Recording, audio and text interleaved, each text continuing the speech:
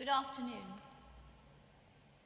I want first of all to offer a welcome to all who are in the church right now and those who may be watching for the next 10 to 15 minutes of an hour from home. My name is Lorna and I work here in St. Peter Mancroft Church as an assistant priest. This is not a service, but a part of a new series which the ministry team are giving, which we are calling Looking for Meaning and Purpose. My subject today, and the focus I will use, was a man and a priest.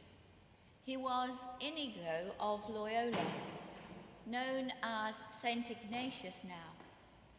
He was born in 1491. He had a highly attractive personality, but that is not why 529 years later, the words of Ignatius have more influence than ever. He wasn't an educated man, and his grammar was poor.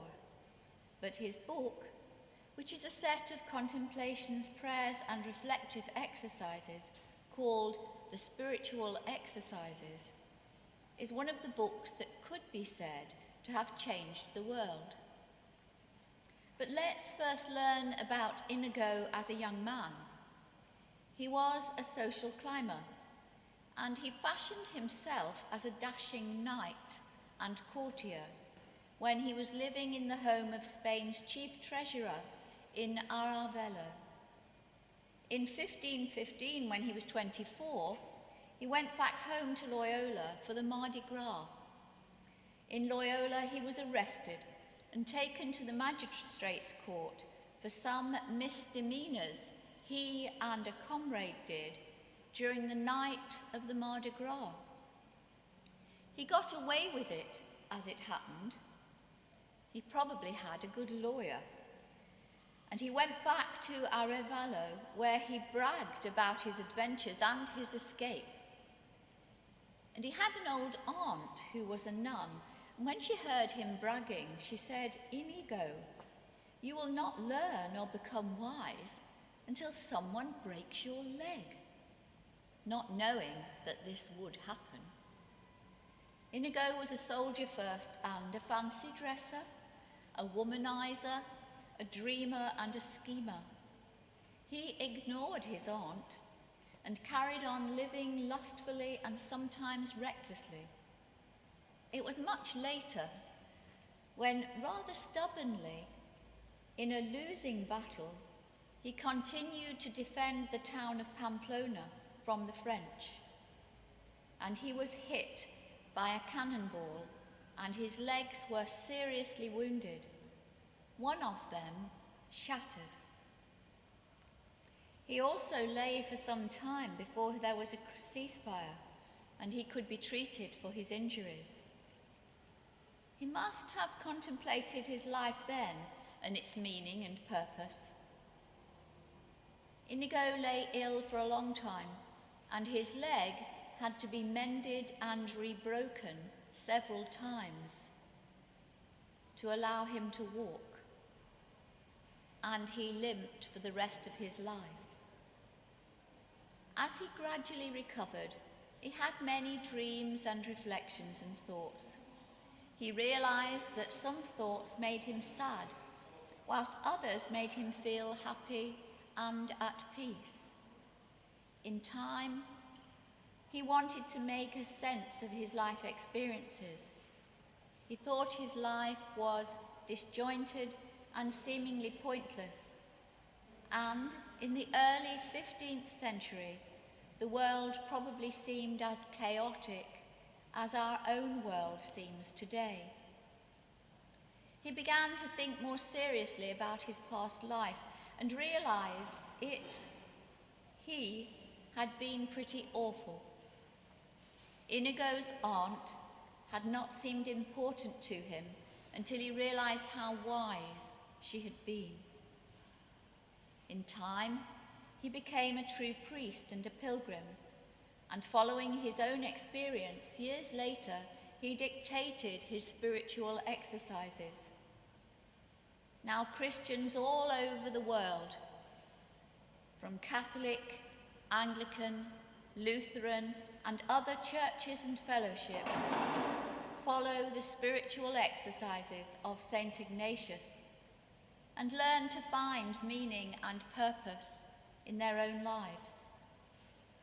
I myself, in October last year, completed the first week of the Ignatius spiritual exercises, and on Sunday I will drive over to Wales to St. Bino's again to take the second week of the exercises.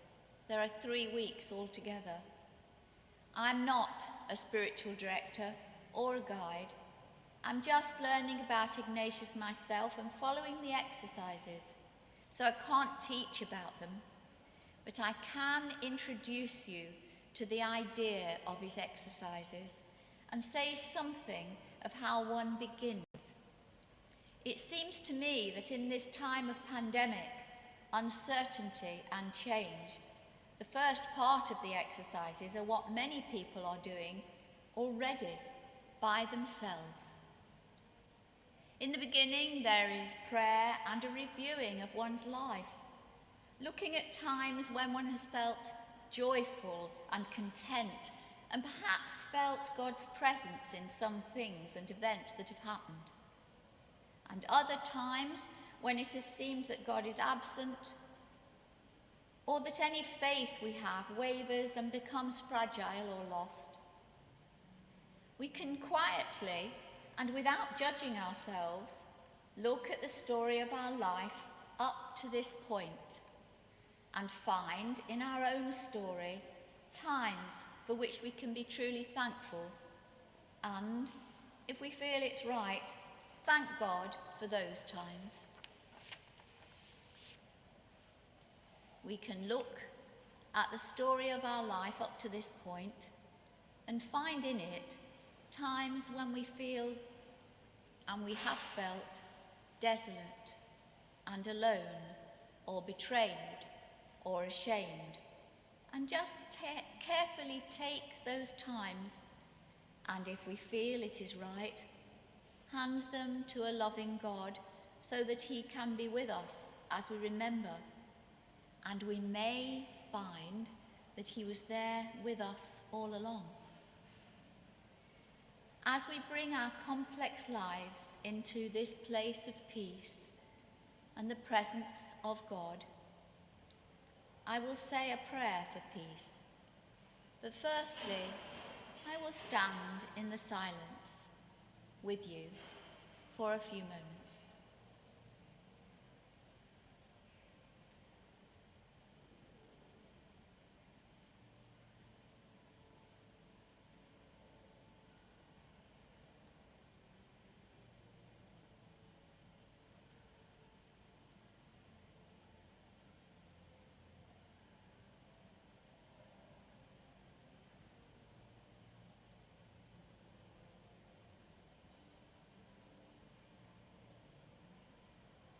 And a prayer.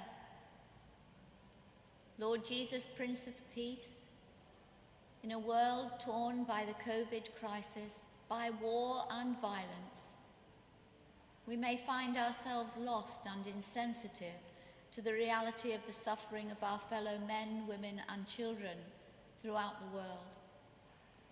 Touch our hearts, Lord, and help us to be builders of dialogue and peace in our own families and in our own communities.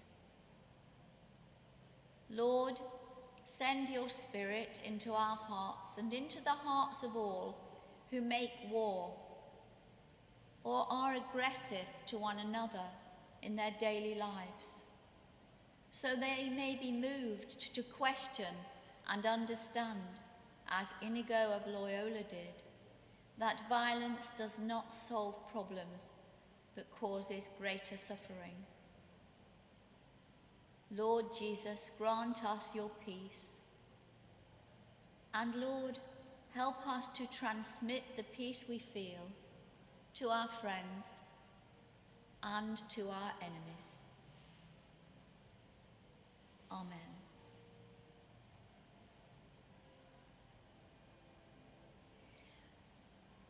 these last moments, I'm going to leave you with 2 questions for you to consider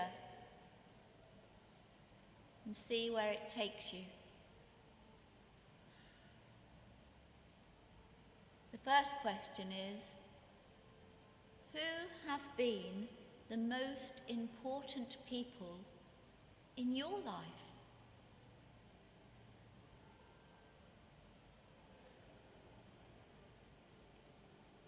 And the second question is, why have they been so important to you?